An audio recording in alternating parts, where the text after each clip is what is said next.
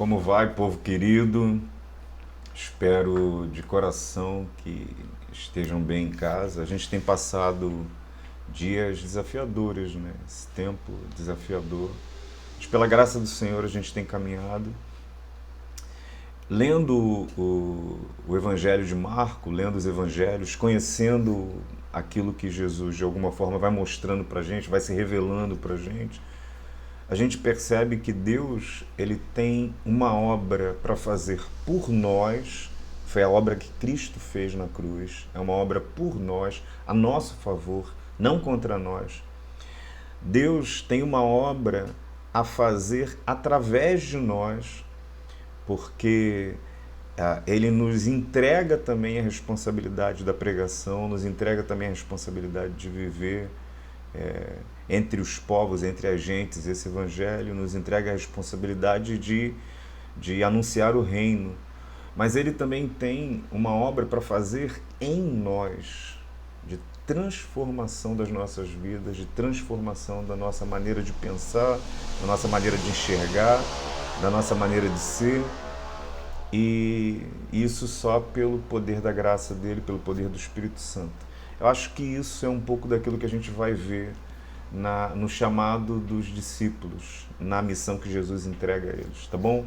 Aula 24, capítulo 6, vamos lá. A Cruz do Rei, estudos no Evangelho de Marcos, a gente está lendo o texto e estamos também seguindo algumas notas, algumas percepções, algumas orientações do Timothy Keller. Nem todas. Por exemplo, nesse momento, Keller dá um salto no texto dele e só reaparece no capítulo 7. Mas nós estamos seguindo todo o texto. Nessa aula, aula 24, o título que eu coloquei foi esse. Como o Pai me enviou, também eu vos envio a vós. Essa é a palavra que Jesus vai dar aos discípulos no final do livro de Marcos, quando ele os comissiona a pregar e a viver o evangelho no mundo inteiro, para todas as pessoas. E ele vai dizer que o chamado dos discípulos e o envio dos discípulos é também como o envio que o Pai fez a ele. Jesus foi um enviado de Deus, Jesus foi um apóstolo de Deus, porque esse é o significado da palavra enviado, ou a palavra apóstolo, e é isso que está no texto de Marcos. O texto de Marcos diz que Jesus os envia, eles são os apóstolos. Mais do que um título, também é um verbo, apostolém. Jesus os comissiona, Jesus os envia para a missão. O texto que a gente vai ler, o esboço de um dos livros que a gente está usando, de um dos comentários que a gente está usando para ler o texto. Então eu já estou te dizendo que para ler o texto bíblico é bom que você se organize com materiais de ajuda para te facilitar a compreensão do texto. Então, comentários bíblicos são muito importantes. Se eu não compartilhei esse comentário, que tem PDF na internet, eu vou compartilhar nessa aula, tá bom? Se você quiser usar. E o esboço que ele faz desse capítulo é esse esboço simples. O capítulo 6, a gente viu na semana passada a rejeição de Jesus de Nazaré, a maneira como ele começa a ser rejeitado pelo povo e a maneira como a oposição vai crescendo até culminar na sua morte. A missão dos 12 aqui no 6, a partir do 6b até o 13, a festa do aniversário de Herodes, e o Hendricks vai dizer que é a sinistra festa, porque na festa foi pedido a morte de João Batista. Então a morte horrível de João Batista, que foi decapitado, a alimentação dos 5.000 que foram alimentados naquele milagre que Jesus faz da multiplicação dos pães, o caminho sobre as águas e curando em Genezaré. Então a gente em alguns momentos vão ver essas sessões juntas, outros momentos a gente vê-las separadas. Nesse momento eu separei a missão dos 12 por conta das lições que esse trecho das Escrituras nos trazem. Se a gente for olhar esse texto também nos evangelhos sinóticos, quer dizer, nos evangelhos de Mateus e Lucas, é um texto bastante interessante. Então eu quero te incentivar a, se você puder fazer isso, se você quiser fazer isso também em casa, você também ler esse texto, não somente em Marcos, a partir do 6, mas também ler também em Lucas e em Mateus, ok? O texto começa a partir do 6b, a partir do 7, né? A partir do 7, na verdade. 6b, na verdade. Vou ler o texto todo. Marcos 6, parte B. Jesus percorria as aldeias vizinhas ensinando. Verso 7. Chamou os 12 e passou a enviá-los de 2 em 2, dando-lhes autoridade sobre os espíritos imundos, ordenando-lhes que não levassem nada para o caminho, exceto um bordão, nem pão, nem sacola, nem dinheiro, que fossem calçados de sandálias e não usassem 2 túnicas, e recomendou-lhes: quando vocês entrarem numa casa, fiquem ali até saírem daquele lugar. Se em algum lugar não quiserem recebê-los nem ouvi-los, ao saírem dali, sacudam o pó dos pés, em testemunho contra eles.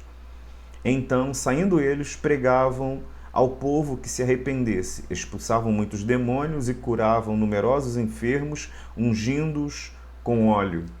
Esses textos, e esse texto é muito rico, é muito interessante, e os outros evangelhos vão falar sobre essas questões de uma maneira menos sucinta. Marcos é bastante sintético, é bastante rápido, fala aos romanos, então a ação é bastante importante.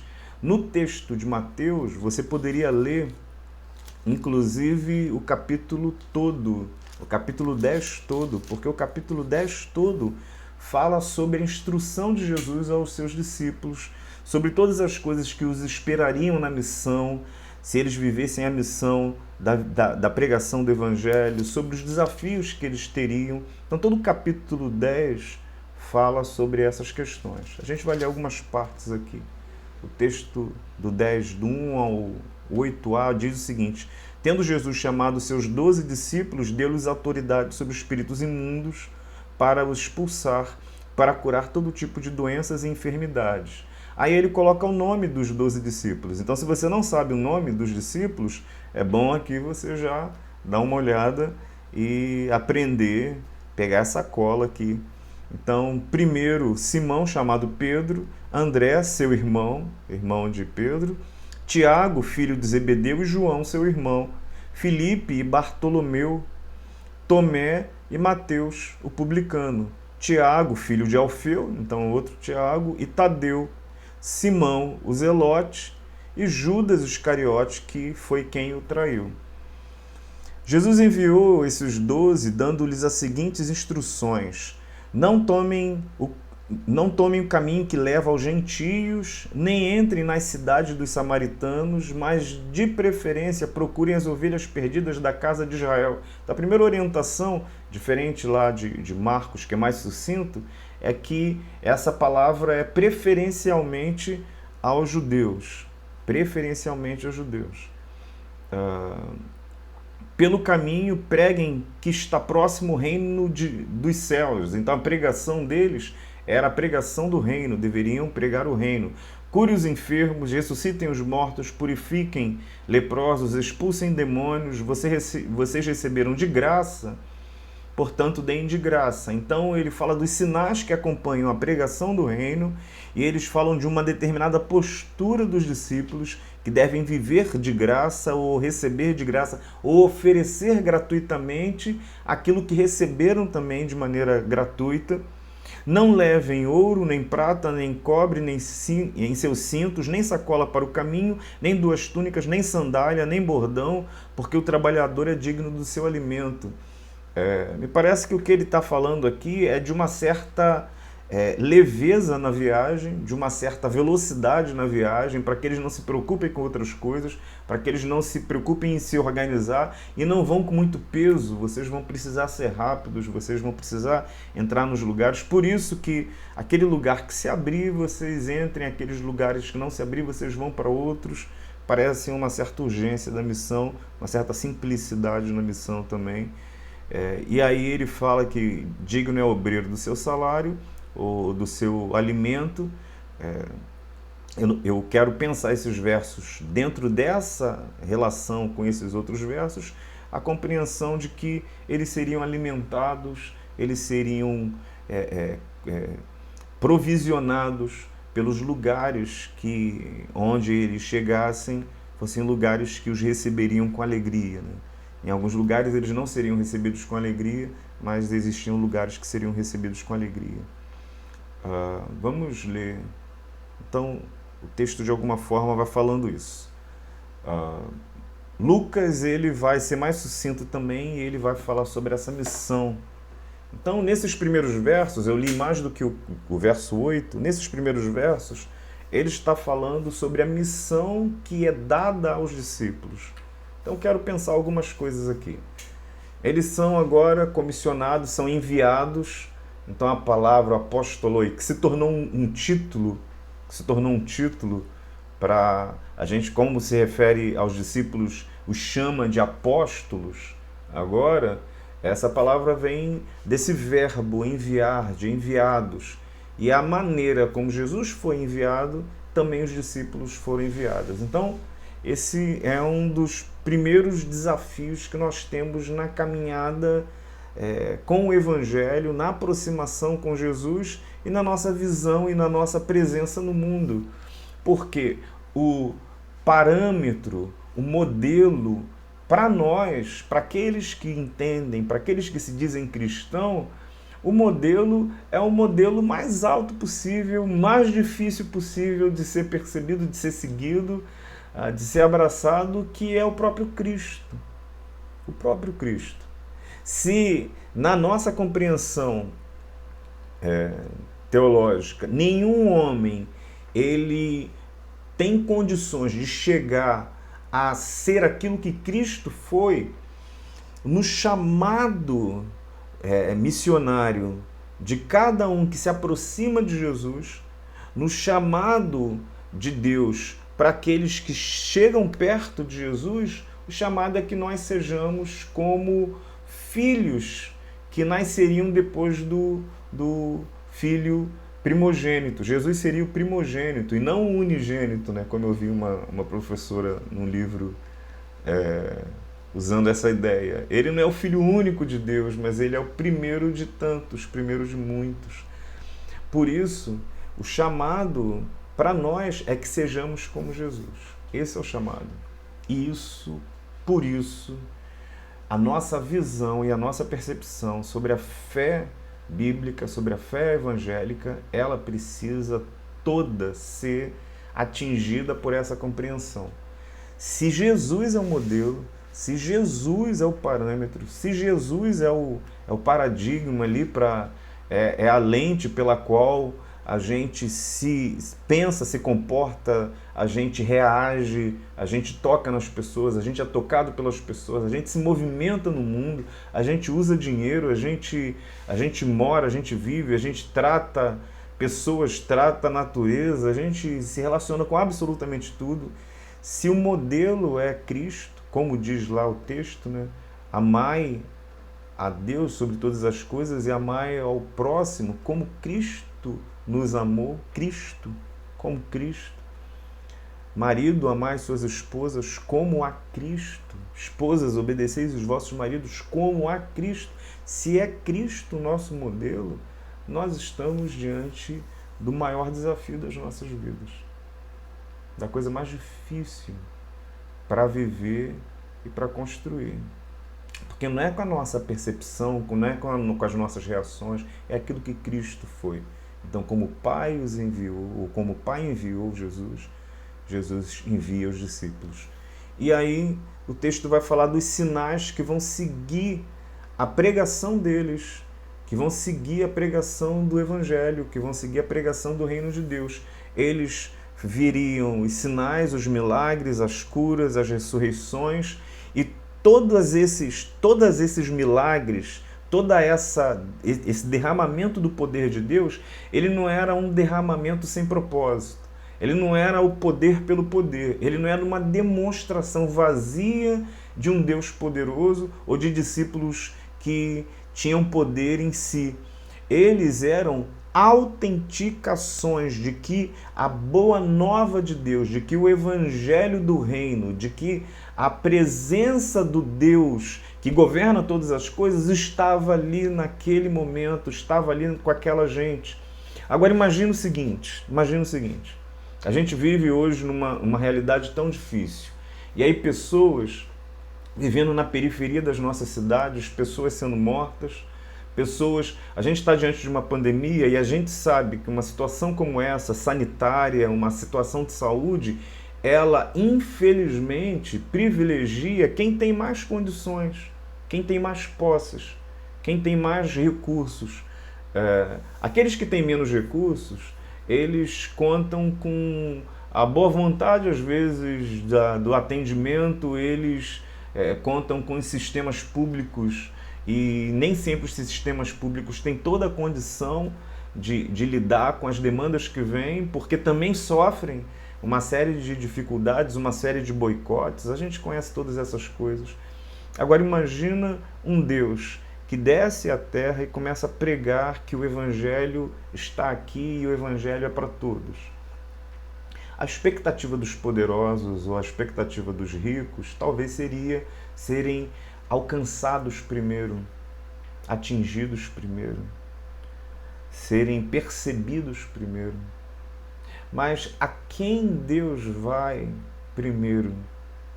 Para os pobres, para os pequeninos, para os desassistidos, para os despossuídos, e neles e ali neles manifesta a sua presença através dos milagres e através das ações que são ações da graça de Deus. Imagina isso.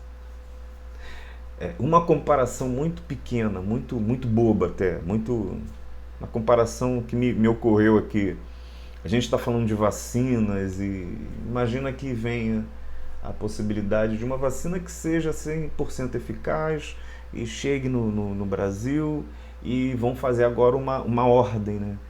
Quem está no início da fila, imagina se o país olhasse e entendesse que no início da fila não é quem pode pagar, não é quem pode fazer jus àquela vacina. O início da fila seria aquele exatamente que não pode pagar, aquele que não tem nenhuma condição de reclamar para si aquela posição, que ele fosse colocado lá, que ele fosse colocado no início da fila.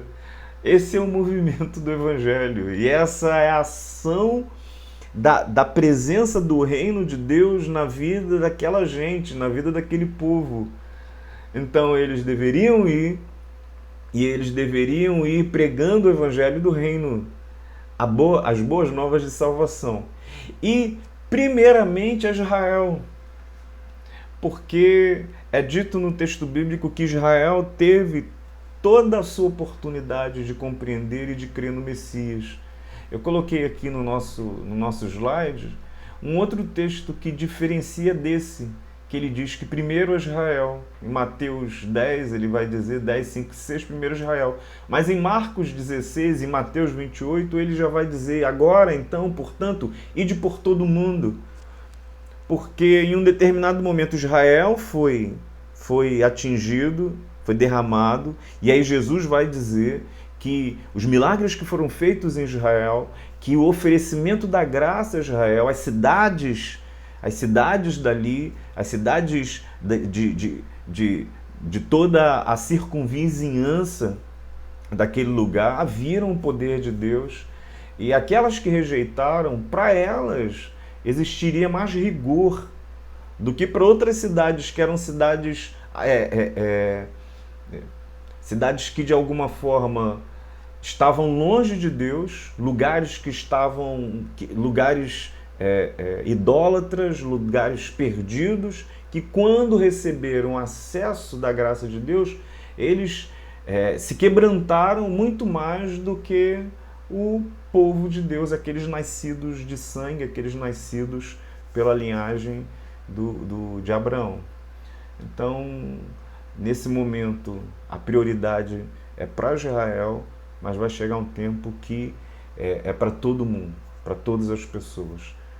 O texto vai dizer, vai seguir e vai dizer, Marcos, lá no 6, 8 ou 11, ele vai dar uma série de orientações, e aí aqui em Mateus é interessante essas orientações, a gente leu sobre isso, a gente leu agora a maneira como eles deveriam ir de maneira gratuita, não levar nem ouro nem prata, em qualquer cidade que eles entrarem, perguntarem quem nelas é digno e ficar naquele lugar até poder sair, ao entrar numa casa, saudá-la, se a casa for digna, que a paz de vocês venha sobre ela, se não for digna, que a paz volte para vocês.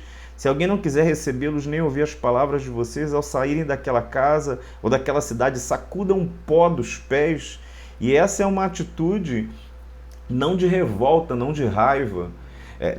Nesse comissionamento dos discípulos e dos 12, um dos textos, lá em Lucas, vai falar sobre os samaritanos que não receberam Jesus, que rejeitaram, então é como se essa paz não pudesse ser derramada neles, e os discípulos de Jesus perguntando se queria que Deus mandasse fogo dos céus para destruí-los. Claro que eles vão perguntar isso, porque eles já tiveram uma experiência com o poder de Deus, já tiveram uma experiência com aquilo que Deus pode fazer, com os espíritos se submetendo. Então, se eles já têm acesso ao poder de Deus, quando eles olham para uma cidade que diz não, que fecha as portas, eles falam, não, então que Deus a destrua. Não, nesses textos não é uma palavra de destruição, é uma palavra de responsabilização. De responsabilização. Sacudir os pés, sacudir a poeira dos pés, é dizer que a responsabilidade da vida de vocês está sobre vocês. Nós viemos aqui e oferecer de graça aquilo que recebemos.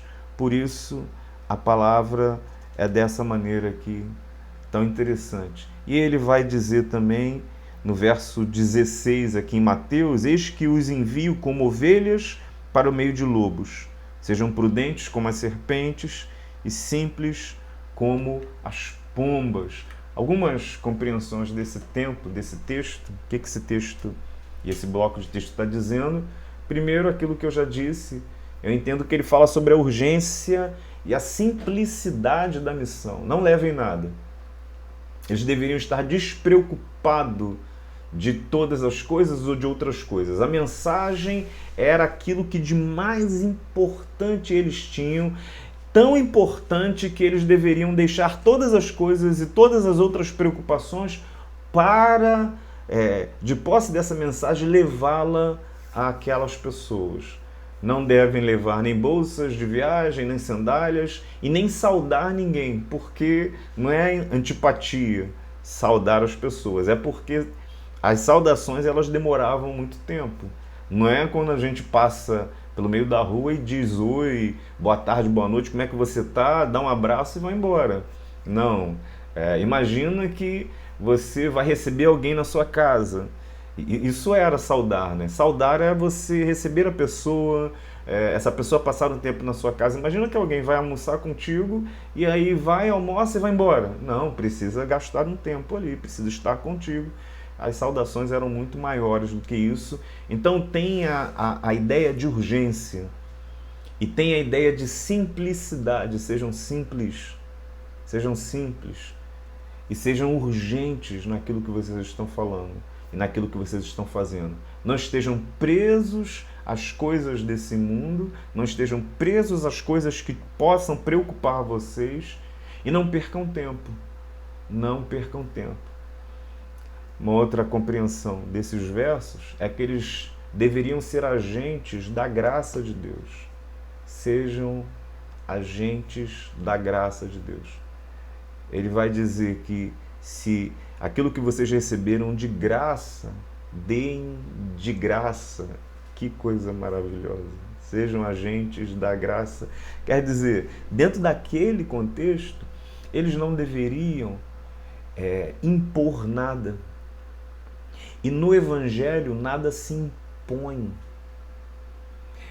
eles deveriam oferecer. Se aqueles a quem eles ofereceram, eles aceitaram o oferecimento, eles continuariam, então, eles dariam e continuarão caminhando. Se eles não aceitaram o oferecimento, eles, da mesma maneira, se voltariam e continuariam caminhando para outros que pudessem aceitar. É aquilo que nós já lemos da missão de Jesus. Veio para os que eram seus, mas os seus não o receberam. Mas a todos quanto o receberam, deles o poder de serem feitos filhos de Deus. É o Evangelho da Graça. E o Evangelho da Graça não é um movimento de poder, de força, de briga de forças. Não é de imposição de vontade, de verdades, goela abaixo do outro, vai ter que me engolir. É uma relação de oferecimento,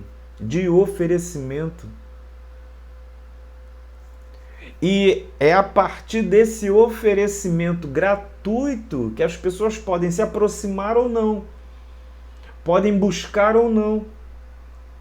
E o grande desafio nosso é viver dessa maneira, viver como gente que não vive pelo poder, pela força, mas vive pela graça. Gente que não se apropria de nada, eles não deveriam se apropriar de nada, eles não deveriam tomar nada de ninguém. Se não lhes foi oferecido, se uma casa se abre e essa casa lhes oferece água, lhes oferece pão, lhes oferece guarida, eles deveriam estar ali naquela casa e abençoar aquela casa com a paz deles. Mas se aquela casa não se abrisse e não lhes oferecesse, eles não deveriam impor, eles não deveriam entrar, eles não deveriam, em nome de Deus, em nome de Jesus, em nome da missão, em nome da fé, eles não deveriam, então, tomar aquilo que não lhes foi oferecido.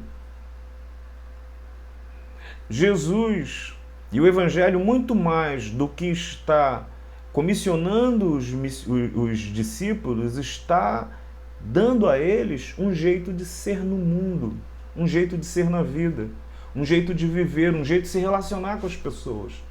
Um jeito de fazer negócio, um jeito de construir família, um jeito de ser irmão, um jeito de ser igreja, um jeito de fazer política, um jeito de fazer economia. Que desafio, que desafio. Sejam agentes da paz por isso e não da guerra. Sejam promotores da paz e derramem paz àqueles que querem paz, àqueles que buscam a paz. Alguns não buscarão, alguns se fecharão. Aí você vai destruí-los de forma alguma. Vocês são promotores da paz. Sejam ovelhas em meio a lobos. Que imagem bonita, assim, que imagem difícil, que imagem difícil. Porque quem é a ovelha no meio do lobo, se não uma presa muito fácil? Porque a gente está falando de cadeia alimentar. E na cadeia alimentar, as ovelhas, elas não estão acima dos lobos. Elas, na verdade, são presa, são alimento para os lobos. Então, Deus nos manda como alimento, aquilo que Ele está mandando os discípulos, para um monte de lobo. Então, o que Ele está dizendo ali? E aí Ele vai falar, sejam prudentes como as serpentes, mas simples como as pombas.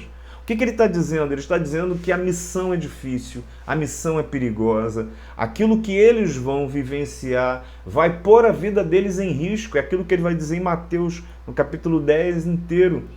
Mas eles deveriam entrar e viver naquele momento desarmados. Desarmem-se, desarmem-se. Sejam simples, sejam humildes. É aquilo que eu poderia chamar do poder da fraqueza. Poder da fraqueza. Por conta dessa compreensão, a gente tem, por exemplo, um autor chamado Leon Tolstói, que vai escrever um livro, e o livro é O Reino de Deus entre Nós. Esse livro de Leon Tolstói, ele influenciou muito o pensamento de Mahatma Gandhi, na Índia, e de Martin Luther King, que vieram depois. E por conta das compreensões do Evangelho, da maneira como Jesus falava a respeito do Evangelho da postura dos discípulos, e daquilo que esse livro fez com que eles pudessem refletir, eles entenderam que existe um poder enorme na fraqueza, um poder enorme na não violência. Por isso, aquilo que Gandhi fez no seu país e aquilo que Martin Luther King fez a partir das marchas, das questões dos direitos humanos, tinham como fundamento a percepção de quem Cristo é e do que o Evangelho é. E ele entendeu que naquela realidade, se ele fosse viver por olho, dente por dente, todo mundo ia ficar cego, todo mundo ia ficar banguela. Claro, o que ia acontecer? Todo mundo morre. Numa sociedade que se pauta pela violência, todo mundo vai morrer, porque vai surgir o violento e vai surgir um mais violento. Porque se violência se vence com violência, então eu preciso ser mais violento, mais armado, mais preparado do que ele para poder garantir a minha paz. Então o que vai acontecer? Vai acontecer aquilo que aconteceu nos impérios, que foram se sucedendo na vida da igreja, sempre na vida do povo de Israel. Sempre um império mais poderoso do que o outro. E um império mais poderoso do que o outro ia subjugando o império que ele conquistava com violência, com poder, com autoridade, com destruição. E aquele que foi violento e aquele que destruiu pode aguardar os dias que se levantará alguém mais violento do que ele, alguém mais poderoso do que ele. Uma sociedade que se organiza dessa maneira é uma sociedade fadada à própria morte. A própria morte. Luther King entendeu isso. Entendeu que há um poder de vida enorme na face que você vira, não para o outro, não por medo, não por covardia, mas por pura coragem e convicção, por pura compreensão daquilo que Cristo é e Cristo foi e Cristo quer que nós sejamos. Não é covardia. Há um poder de constrangimento e de reorganização da vida enorme na segunda milha que se anda quando o soldado romano, achando que tem todo o poder, o exige a caminhar uma. Há um poder de transformações desse lugar. É o poder do fraco, é o poder da fraqueza, que já foi e que é às vezes ridicularizado dentro da nossa sociedade, mas que de fato é um único poder que tem condição de gerar vida numa sociedade que vive pela violência. Jesus está chamando os seus discípulos para construir uma nova sociedade. E a pregação deles é do Evangelho do Reino. Não se prega o Evangelho do Reino com armas nas mãos. Não se prega o Evangelho do Reino dizendo que quer destruir o outro. Ah, mas o outro fez alguma coisa que foi contra a fé, foi contra Deus. Ah, o ato dele foi um abuso e ele zombou de Deus. Nem o próprio Deus, quando zombaram do seu filho na cruz, os destruiu e os despedaçou com toda a raiva que a gente tem contra todos esses que a gente acha que são inimigos nossos.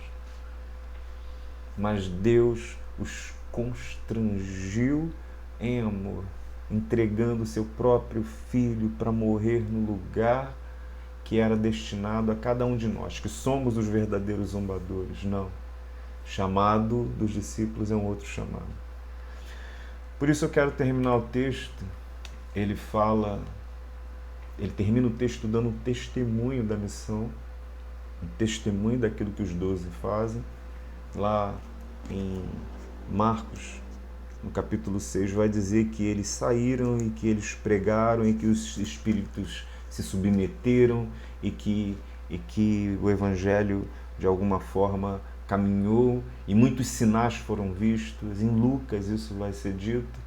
E em Lucas capítulo 10 eu fiz aqui, eu tomei uma licença, porque logo depois da comissão dos 12 há um novo envio agora de 70 discípulos. Quem são esses 70? Provavelmente aqueles que já caminhavam ali perto de Jesus, aonde Jesus ia, por onde Jesus ia, uma multidão já o seguia. Uma multidão já o seguia. Diz o texto bíblico que quando ele vai levantar, ser assunto, né, ser levado aos céus, você já tinha uma multidão de pelo menos 500 pessoas ali em volta. Ali. Você tem muitos homens, mulheres que começam a seguir a Jesus, e aqui ele fala da comissão, da missão de 70.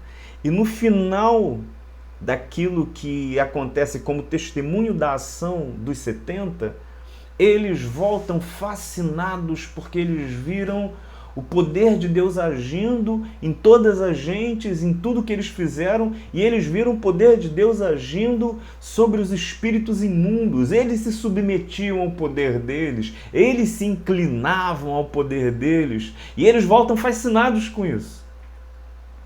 E Jesus vai dizer: não fiquem alegres, porque os espíritos se submetem a vocês. Alegrem-se, pelo nome de vocês está escrito no livro da vida. Nós somos assim, nós somos as coisas mais difíceis do mundo. Nós somos as coisas mais difíceis do mundo. Ser humano é uma complicação.